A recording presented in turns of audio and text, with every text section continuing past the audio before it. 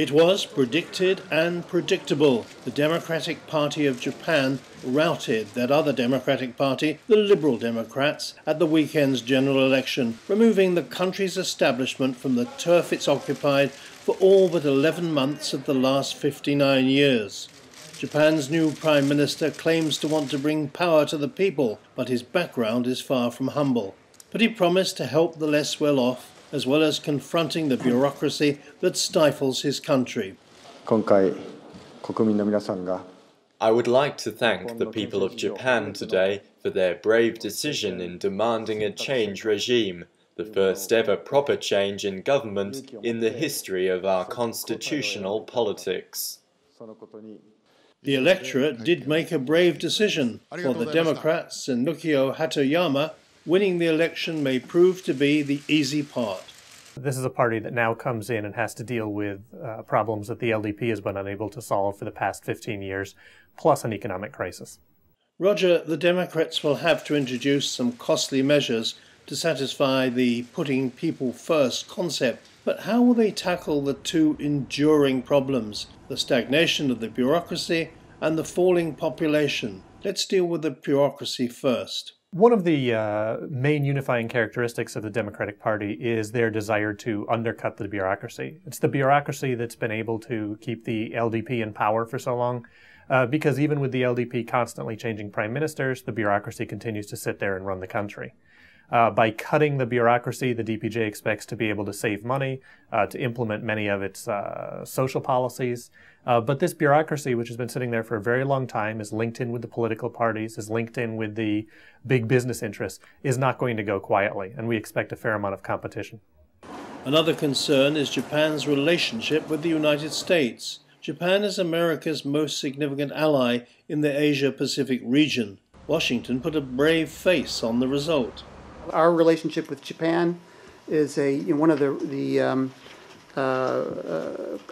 cornerstones of peace and security in Asia. It's one of the most important relationships that we have.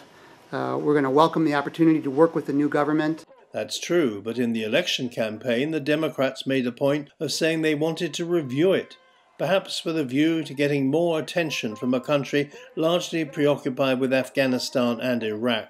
If one looks at a recent essay by Mr. Hatoyama, where it seemed to have some anti-capitalist, anti-U.S. remarks, he described Japan as caught between the U.S. and China. Not exactly the terminology one would hope for from an ally. The DPJ has certainly been very noisy about changing the defense relationship with the United States. There are a lot of tensions between the countries over basing agreements, over the status of forces agreement, and things of that sort. There will probably be a push by the DPJ to give Japan a greater say in the balance of defense, for Japan to be able to say that it's not simply deploying overseas to assist the United States, but instead that it's doing things in its own interest. But for quite a while, it's still going to be fairly dependent upon the United States for its own security. They've been watching the way in which the United States has created a strategic partnership with or a strategic dialogue with the Chinese. They're certainly going to want something similar for Japan. But a lot of this is more impression than reality. On the stock markets, any election euphoria has fizzled out as the realists note that the world's second largest economy not only faces a long haul back from recession, but also in tackling the problems that will constrain long-term growth, like the rapidly aging population. Really, they have two ways to deal with this decline in population, or decline in the working age population. One is to use technology to continue to increase the output per individual, and the other is probably to start exporting manufacturing to other countries rather than importing labor to work in Japan. We see the Japanese economy as staying troubled for a little while, but it appears to be reaching a wall or a limit.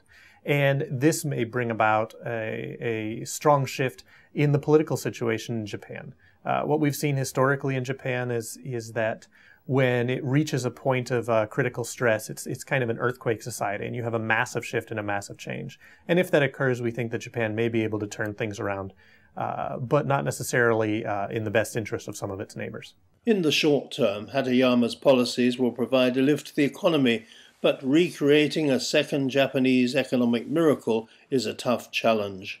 Colin Chapman, www.stratfor.com.